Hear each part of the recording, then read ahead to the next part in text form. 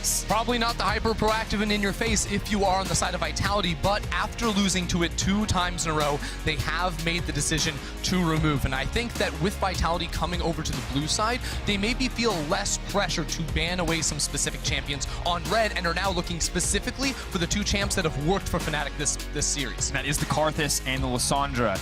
Now for Fnatic, still draining away the Draven. We still see the Hecarim taken off the board, the Rakan taken away from Hylissang as well, but a lot of engage options taken away, a lot of safe picks taken away, and of course, the clutch Karthus off the board as well. And speaking slightly to this Rakan ban, because we have seen it so much, I think it is worth pointing out that the Xayah has been so good on this patch, big buffs to the attack speed on the W, that removing Rakan makes the pairing a little worse. But I do want to talk about the champion that slipped through Fnatic's bans, which have been consistent this entire series so far, Draven, Hecarim, and Jayce. This time around, now leaving it open, this is a very easy pickup for Cabo. Yeah, Cabochard feels so comfortable on this champion, and Vitality love to have him on something that can dominate in the 1v1. But the problem is, that has not worked for them so far in this series. Fnatic leaving it open, it almost feels like have Vitality right where they want them.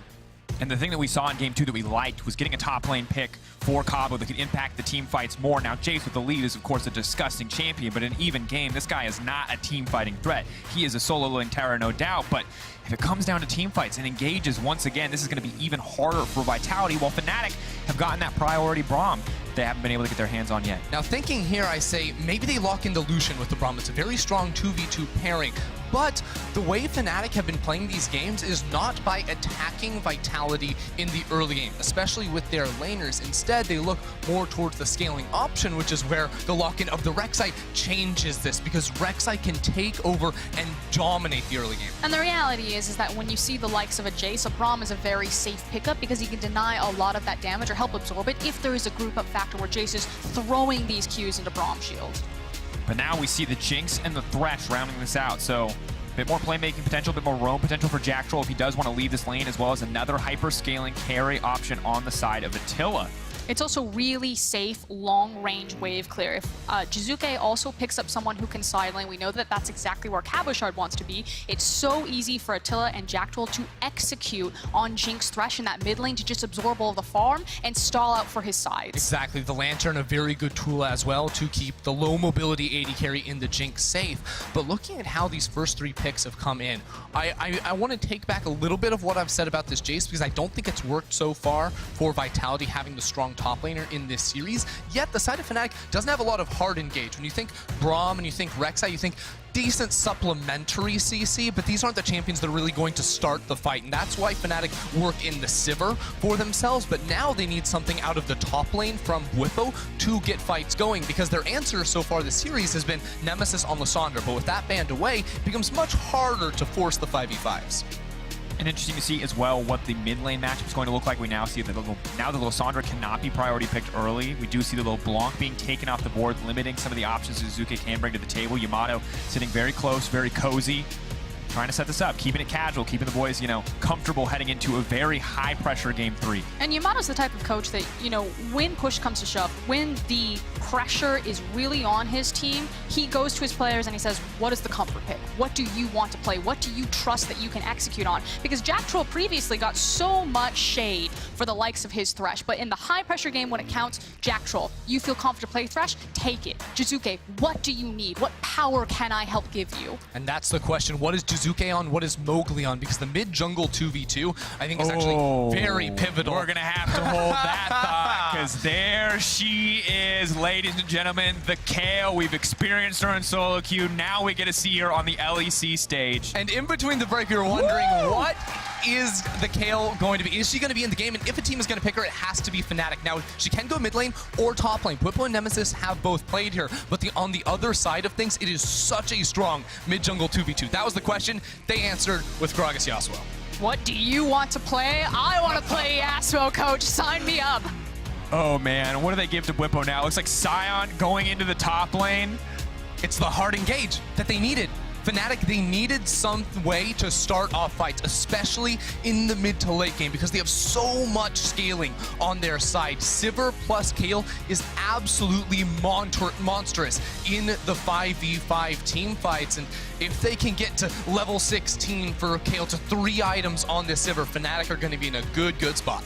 But that's if they can get there. Like you're saying, they have all of the tools that, hey, Vitality, they've been trying to attack us in the lane phase. Even when they get these incremental advantages, they are unable to snowball, unable to capitalize. We can wait this one out, boys. Worst case scenario, just drive this 3-0 home. Whereas on the other side, Vitality throw it all down. You know, this is when you leave the blood on the court. You've got Cabochard's Jayce, you have Gragas and Yasuo, you have Jinx and Thresh, you have everything that you need to be successful. But on the opposite side, for Fnatic, if Vitality struggle again, if they misstep, if they make mistakes, Fnatic's team is terrifying in the late game. They need to win. They need to win pretty quickly. Wind Wall is going to be their saving grace, but I don't know if it's going to be enough against the likes of a Sivir and a Kayle as we move later into the game. And for the first time, a true frontliner from Bwipo to make sure that champions like the Yasuo struggle to execute in these team fights. And you also asked the question, like, Vitality on their side, how do they get Cabochard ahead? How can they win that side lane matchup? Well, they can win early, but eventually Sion is just going to be so tanky, and they've really struggled to deal with Bwipo on the day. Questions have been asked. Now it's time for them to be answered as Fnatic, they look for the 3-0, and Vitality have to stay alive. Ladies and gentlemen, once again, it is do or die for Vitality. Win here, move up. A chance to go to Rotterdam. It does indeed start here, and it very well could end here for Vitality. If Fnatic have anything to say about it, on the cusp of a 3-0, on extending their win streak to 11 games, Fnatic dominance could very well be the story of the day.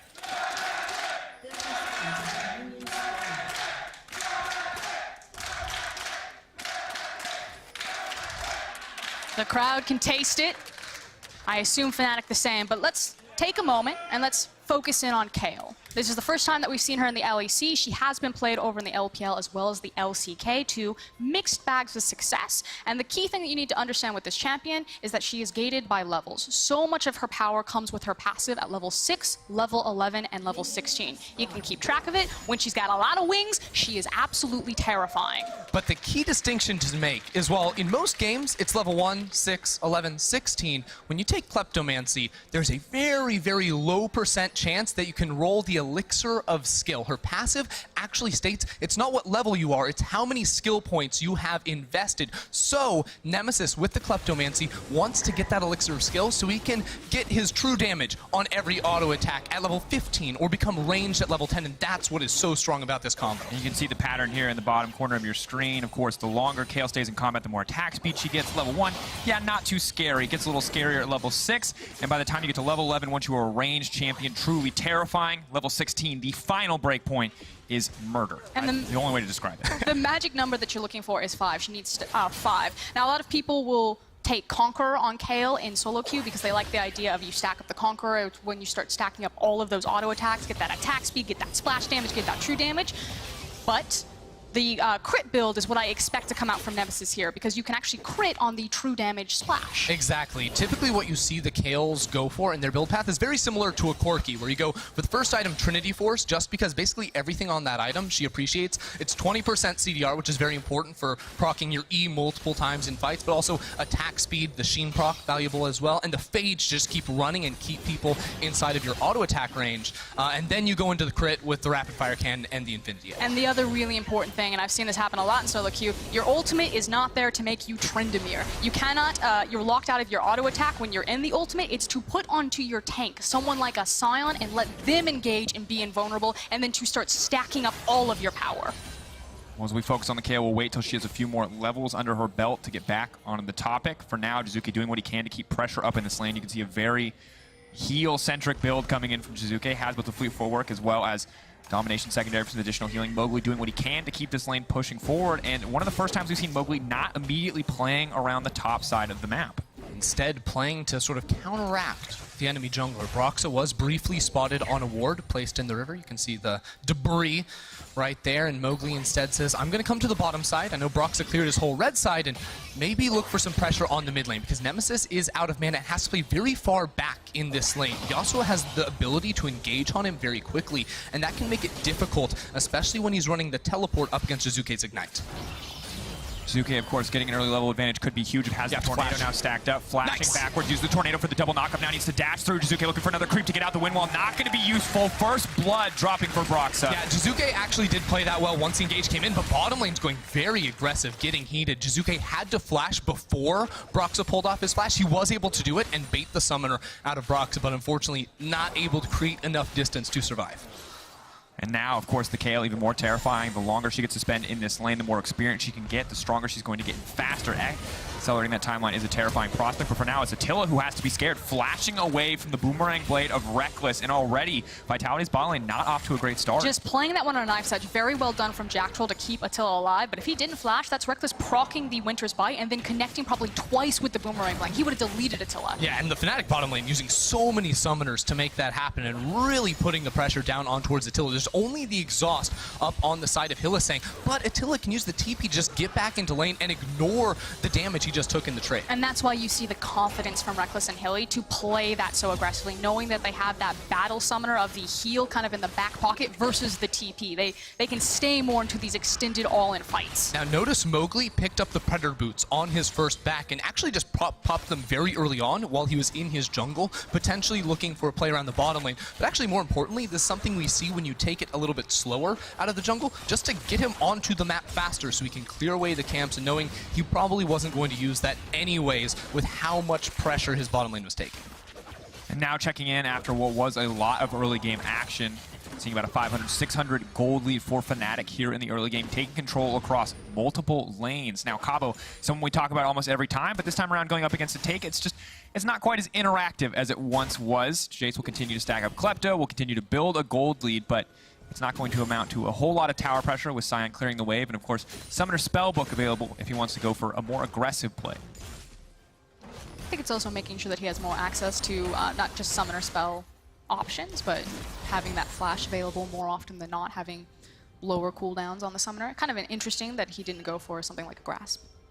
Yeah, not having the grass, can't really proc it relatively easily in that lane. Not against Jayce. Oh my goodness. Hook landing multiple points of action on the map. We've got our eyes on Cabochard. Knockup is going to come down, and Bwipo grabbing the kill after being ignored for 2 games. This time he's getting a bit of attention. But that's what you can do on the Rek'Sai. He loops around, not seen by the control ward that Cabochard had put down. And this top lane pick is so strong in the 1v1, but so susceptible to ganks. And because he used the TP earlier, he's going to miss out on an entire minion wave. This is brutal. I mean, but the big winner is Mowgli. The fact that this is a level 5 Gragas that now gets pretty much a whole wave to himself in the experience means he's that much closer to level 6, and that's going to be the big unlock point for Jiizuke. So we'll see if Vitality in the long run can do something with this. Yeah, because the mid-jungle 2v2 is very important on the side of Vitality. That being said, Broxah has already hit level 6 of his own, and just clearing away wards inside of the river can maybe look to pressure on towards this bottom lane that was previously pushing up, or make a play on the red buff. He saw the timer on the respawn and knows that he is so strong in any fights around this buff and inside the jungle. Ooh, and just a difficult spot right now for the Vitality bot lane as well. Jiizuke now trying to extend the play. Of course, ultimate is up and available for Nemesis, but the tornado is going to miss, and Bwipo is on the way down, ready to make a play if necessary. No ultimate available, though, does mean he has to back off. Jiizuke still feeling confident, of course, in this lane matchup. Kayle a little bit more terrifying at level 6 if she can get to the max stacks, but hold that thought because Attila has died on the bottom side. Huge confidence play coming from Fnatic bot lane. We're going to need a replay of that one. Yeah, that was just a straight 2-man tower dive right there, and Fnatic had hardly any summoner spells. It was just an exhaust there to lock down Attila, and now with Jactroll having nowhere to go in the bottom lane, he walked mid lane, was maybe looking for a play, but can't make it happen, and Vitality come up with nothing. Jactroll looking for the hook, is going to find it. This could be huge now, knocking him back. The chain CC has to be perfect if they want to deny the ultimate. Kayle comes down, Divine Judgment, knocked back, a beautiful flash from Nemesis to take him to safety. Yeah, that's the flash that saves his life right there. Good roam from Jactroll. I like the fact that he's got eyes, he's trying to make something happen for Jiizuke, but frankly, because Attila died in this bottom lane 2v1, because Cabochard has also died in his lane, there's just no options for Mowgli and how he wants to attack the map. Yeah, that was actually really poorly played from Attila. He stayed for the zap right next to a melee minion, which meant that Braum can just leap on forward, and without a flash on the Jinx, there's absolutely nowhere that champion can go. A massive mistake again here from Vitality, who continue to be punished just as an individual member. And for so long last year, it felt like individual prowess was the story of Vitality, making these big plays, finding these impossible 2v1 outplays. We saw it in Jiizuke's rise. And this year, in this playoff match, The story thus far in all 3 of our games has been individual mechanical mistakes, and it's a shame to see from a team that was for so long at the top of the table. I mean, it's just devastating to see Vitality continue to crumble like this. Hopefully, with the time that they've spent in the league, you know, maybe you see some more of that maturity coming out of what is a very young squad still, and rally themselves in this final game to put up a fight against Fnatic. Because these first 2 games, you know, some light spots, especially in the early game, have frankly just felt like you're watching Vitality lose the game. It's been tough because Vitality have constantly played well early on, but then faltered, and now they're not actually finding those practice plays. They need Mowgli to make this play happen. There's no flash, no ultimate on Nemesis. All it takes is one ultimate, but Mowgli does not have that spell available. And when you look at the Fnatic team and you see all that scaling on the other side, you feel like the clock is always ticking, and you need to force. Good news, of course, is that Cabochard gets closer and closer to the Black Cleaver. Huge item break point for the Jayce on the top side up against the Sion.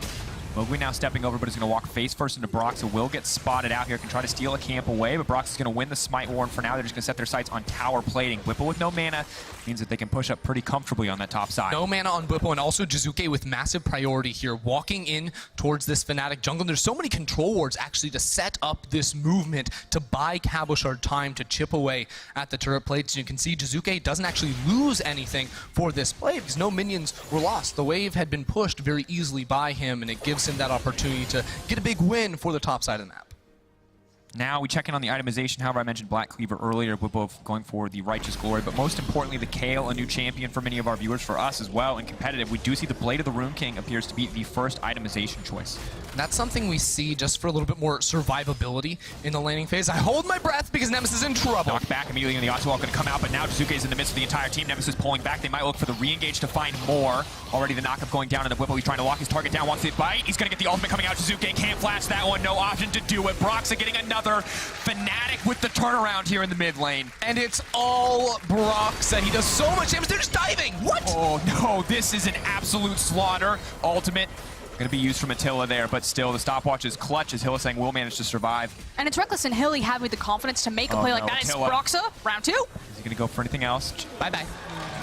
3-0-2 on Rek'Sai. We wanted to see if Vitality could show us signs of life. A new draft, a new side selection. We thought maybe this was going to be it, but Fnatic just gets stronger and stronger over the course of this series. Every single lane is starting to win on its own outside of top lane, and that is disastrous for Vitality. But it's also showing that Fnatic aren't just here to sit back and to scale. You know, they don't just want to play this one out slowly and say, we'll see you at 20 minutes. It's the fact that if you give them an opportunity, they will attack you in the lane phase. This is Hilly and Rekkles going to the wall right now, diving Attila and Jactroll multiple times. Anytime they get information about where Mowgli is, they are punishing the fact that their jungler isn't there to save Vitality. Now look at this. Nemesis actually had time for his ultimate to come back up, so he's able to sort of kite back now, and Broxah does so much damage. The Conqueror is fully stacked. He gets a true damage bite on Jiizuke. Remember, you can't flash that guy, so don't even try. And then Mowgli, without any spells, just loses the fight. That is where Conqueror becomes so strong in the extended trades. But bottom lane, I don't even know what to say. I mean, great use of the stopwatch. Jactroll found the flay, so maybe they're assuming, okay, we're under the tower anyway, we're taking it, we have to go all in, and they've got the stopwatch so you can look for the dive. This is just the cherry on top. And the thing that a lot of people forget about is just the sheer amount of burst damage that Sivir can have if you tank the full Boomerang Blade, but now, gonna move forward, they're trying to back off, and it looks like at the end of the day, Bwipo may give his life, but they used Rift Herald there in that exchange, and the channel was canceled, so Bwipo's going to go down, but trades his life for that cooldown, can clear the wave with the zombie form of Sion as well, and Vitality cannot be happy with that exchange.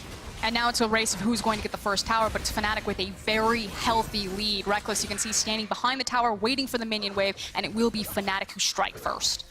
Fnatic getting everything on the map, up 4.6 thousand gold. Let's just go ahead and make that 5K here as they take the turret. Vitality trying to respond on the top side, but notice they take it so quickly that they're still applying pressure. They dominate this bottom quadrant of the jungle. Bwipo, again, is able to absorb pressure, TP's back top, and now they're just going to look to dive mid. Oh, Jiizuke Tried to go in, saw Nemesis stepping under tower, but the entire team is now on the way. He's getting the reset on the passive, but it is simply not enough. Broxah now on a rampage. Fans wondered in game 2, why give him the Karthus again? And it's because if you give him an early game jungler, he is going to make an impact. Fnatic played the slow and steady game 2 times in a row. Vitality couldn't deal with it. They had to change things up, but that meant giving Broxah the Rek'Sai. Once again, here we go. It's a dive top. Bwipo so incredibly tanky. Broxah now just going to step forward, walking this kill down, knock back, but Bwipo going to be able to back away in the end. The ulti comes out. Broxah grabs another one. Mowgli is going to be able to grab the shutdown. Hylissang now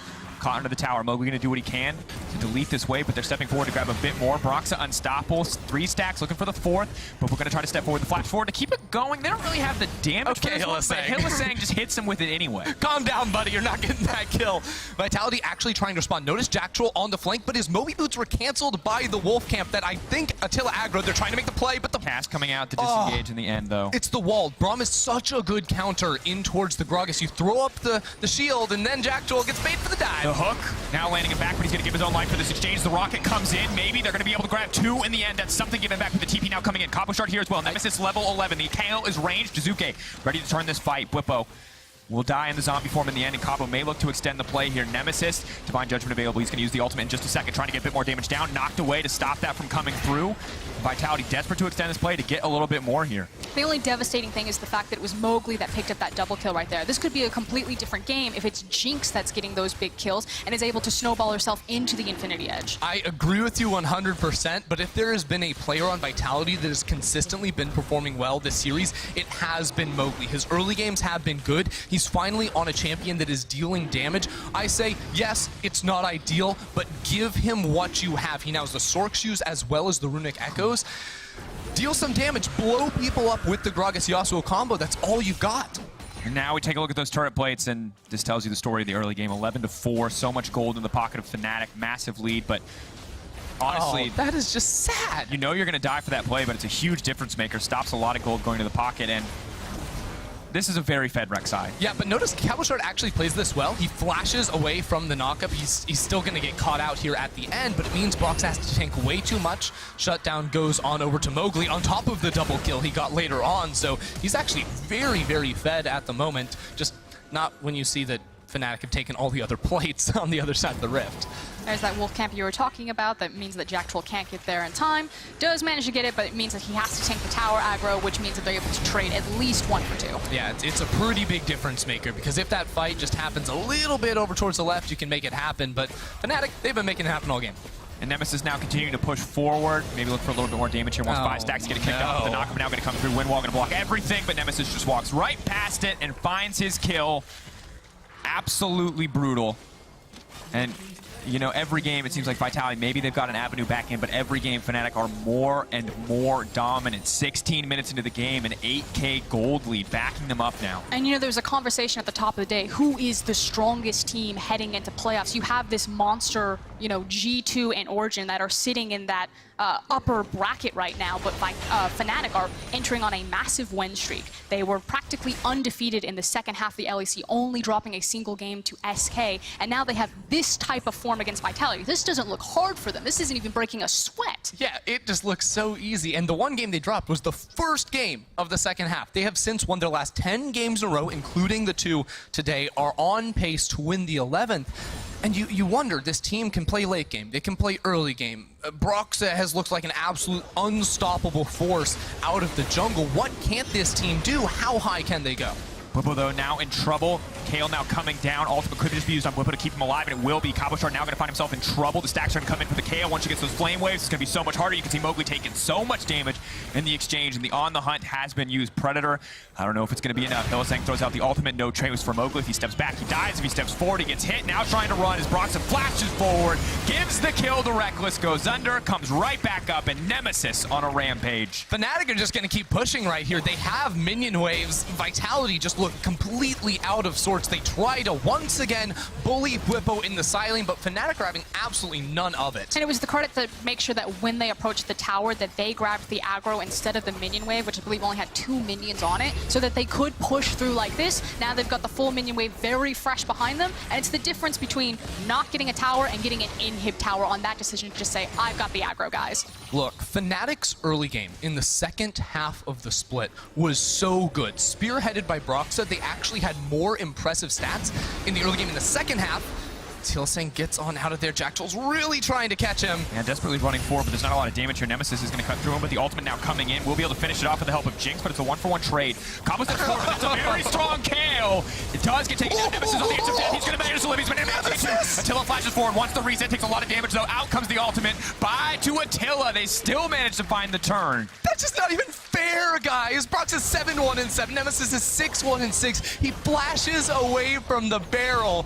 These guys are out of control. And what I was going to say is that Fnatic are doing this series, not breaking a sweat and not really showing anything, but now showing the power of the Kayle. We're going to see if this pick, if they decide to end it now, if they continue to rampage through playoffs, because this is 4 best-of-5s for Fnatic before they can go to the finals and possibly go to MSI. They've shown that, hey, Kayle probably need to watch out for it. By the way, this Kayle, at 19 minutes, has 3 completed items, including a Ginsu's, which is not cheap. And you can see in this play, once it's like Hylissang walking in because they know just how strong Nemesis is, and Jactroll says, okay, with the rocket, we can get the kill. But just keep your eyes on Nemesis. What can this man do? He immediately explodes him right there, takes the damage, but not even, and then gets knocked back and flash the barrel. Boom. Made it look easy. Has to make Attila use his flash. That means Broxah can land 1 Q, 1 R, and then he's dead. Yeah, and the shutdown, of course, good for the Jinx to have. But once again, this does just feel like the eulogy for Vitality's playoff run, as it is still a 10K gold lead. We're not even 20 minutes into the game, and a constant reminder why Fnatic have to be respected. Because let's be honest, start of the split, once again, things looked rough for this team. But historically, you can never count them out. You can see why. 7 titles, Worlds finalists last year, MSI semifinalists. You can see exactly what this team has done in their history. And you can't script an anime better than this. The one thing we're missing now is like the Vitality comeback to make it at least a close game. Make them work for it. Jiizuke now going to try to find something with Attila. They're going to interrupt the knock up there. That's going to be huge, but Attila's still going to get ulted out by Broxah. Broxah's going to look for the true damage. It's going to be a huge bite here. Doesn't even need it. Just uses the Queen's Fury. Jiizuke now on the retreat. Does get the knockup. Nemesis just cutting through the team. Fnatic playing the team fights front to back, and it's too easy because Broxah can 1v1 anyone on the map right now. He's hunting for Mowgli. 2-level advantage. He chooses to back off in the end, respecting the AP of the gragas. We're going to wait. Just lurking under the ground, trying to find his prey. Pack it up, boys. Right now, Nemesis and Broxah are both simultaneously trying to 1v5. It's 20 minutes in. The Baron is gone. Oh, Hilly! Jactroll's in trouble. Nosy standing right next to the blast cone. No. Another sacrifice, a TP used onto the top side. Mowgli died too. The victory lap for Fnatic has been the story of Game 3. Domination from the start of the game. Broxah has been absolutely everywhere, and every single member of this team has an incredible scoreline. I think the biggest problem Fnatic are facing right now is who actually gets MVP. That's it. And you don't want to count a team out in a best-of-5, but when you can do that, really? It just feels over. Oh my, look, he's literally on the Nexus 1v3. He does not care. Hook comes in, he's just going to keep it going. Does he get the chance to use the ultimate as well? He does, that's the double kill, wants a few more. They're walking right into the fountain, they just keep beating him. That's the Quadra. Is he going to get the Penta? I cannot believe it!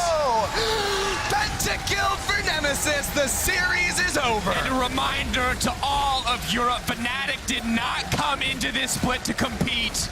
They came to dominate. Well, Drakos, I think Nemesis answered my question. MVP goes to him. Remember the name.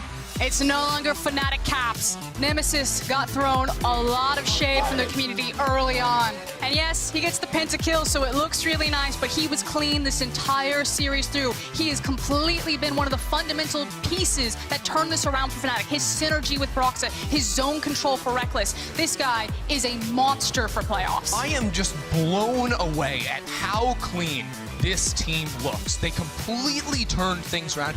Every single player for Fnatic is just stepping up to the challenge. They make Vitality look like easy competition. They go 3-0 against them in very quick form, and now are looking to run all the way to Rotterdam. Hilly flashed over the wall to hit the blast cone to knock Jactroll into his team. Supports for the win, baby. But that's the confidence. That's the level that the Fnatic are just playing with their food. And that was an issue. When you think back about the Fnatic bot lane for a long time, you know, you didn't have that level of trust for Hylissang when he was willing to step forward and make these plays. But you see it in this game. Bwipo mentioned trust already. And it just seems like if someone on Fnatic goes in, everyone else is ready to follow up. And it's the thing that if we do focus down on Rekkles and Hilly, this bot lane has always been very well respected in Europe, but not necessarily always for their laning prowess. We always knew that Rekkles was a god-tier team fighting ADC, but now it's that full-on aggression. And yes, it is Attila, probably one of the weaker ADCs coming into this playoff race when you have the likes of Perks and Patrick also waiting up into the wings, Kabe also in Splice tomorrow, but you know, at this point, Rekkles is like, I'm still the king. You still must respect me. Yeah, Rekkles has been redefining how he plays, because prior it was the 3-item teamfight monster that gets a lot of pentakills. This split, it's been so much about the Lucian pick for him. The Vayne pick for him. The Vayne pick for him. Even here on the Sivir, they are just diving towers 2v2. That was not Broxah impacting bottom lane. It was just those two players popping off. And that's the thing that we talked about at the start of the series that we felt like gave Fnatic such a huge edge, is that flexibility. Because we saw Bwipo carry for a few weeks. We've seen Rekkles carry. Now we're seeing Nemesis carry on picks like this Kayle, and that's what's going to make this team so threatening in best of 5, because it's not best of 1 anymore. One strategy is probably not enough if there's anything that we've learned from Vitality's struggle today. But on the opposite side for Vitality, just a crushing way to end the season that started, honestly, pretty well for them. Yeah, it's heartbreaking for Vitality, because they did look so good early on. They really did, you know, find their stride early on in the split, but I think as it came down, push comes to shove, they really fell down. They looked like our second place team locked in, but they kept trying to play the style where it wasn't about the team fights. It was about the side lanes. And while, yes, the early games had been good, you can see up against a team like Fnatic and all these other teams rising, knowing how to play the team fights, Vitality just could not contest them. And the question for me is kind of the ticking clock on Vitality and how quickly they can start to sync with Mowgli. Because Mowgli is very impressive with very high highs, but also really low lows. And it feels like a disconnect or a desync. The amount of time where he's not jungling, or he's actually just sitting in Cabochard's back pocket trying to force a gank, but no gank happens. You know, it's cleaning up this relationship for Vitality to really come alive, and that needs to start in summer for this project to be successful and go to Worlds again. Absolutely does, but sadly now we have to say goodbye to Vitality in the playoffs run. But the good news for Fnatic and Fnatic fans is that the way that Fnatic ended it today was spectacular. So in our Alienware Big Play, let's take a look back at this Kayle pentakill. Oh man, see, it was funny too, because Nemesis just rolls straight on up here. He does not care. That's, what, 4 auto attacks? Probably more than he needed to there. Finishes off Jiizuke as well, or zones him away, and then can walk right on in and just literally right-clicking. He's doing basically nothing, but he's so strong at this point in the game. The E execute damage, also able to finish off the Jayce, and the rest of the team, Bwipo leading the charge, making it happen. And it felt like Nemesis, the rest of Fnatic walked away from him and were taking the objective, and Nemesis is like, no, we can end this right now. Yeah, Nemesis literally just 1v5 that fight. And I'm going to be honest, Kayle did not look that bad early game. Like, this champion looked like, admittedly, a lot of favorable klepto procs, and yes, early game to go in favor, but when it came to early lane phase, Broxah puts a little bit of attention there, and suddenly Jiizuke can't really play aggressive as this melee champion. Yeah, so I think we can agree Kayle is definitely strong. This snowballed way out of control, and it came down to Broxah, because of Broxah that found the counter ganks around the mid lane that were able to sort of bridge the gap between level 1 and level 11 for Kayle, because Kayle wasn't getting a ton of kills until the range came through, and then she looked unstoppable. Absolutely. And impressive that they were able to play that early game so well, of course, as a reminder. And in just a few minutes, we are going to be joined by Rekkles in the post-game lobby. So if you want to hear his thoughts on the series, and Hylissang as well. So insight into what was a hyper-aggressive bot lane there on that third game and third game alone. But Bwipo, Broxah, and Rekkles are going to be your options for key player of the series. You can head over to @eSports on Twitter and It's vote. serious. It's serious. Calm down. It's serious. They're missing Nemesis? You can't put all 5. It's actually, you can't put all 5. It's okay. No, but they're, Don't flame the vote. Okay, guys, I personally, no bias, give it to Bwipo. Because if there's one man who should have died like 20 more times than he did, might have been Bwipo. but also potentially Broxah. And why would I say that? Because he's standing by for an interview with Lore, and I don't want him to be mad at me. Hi, Broxah.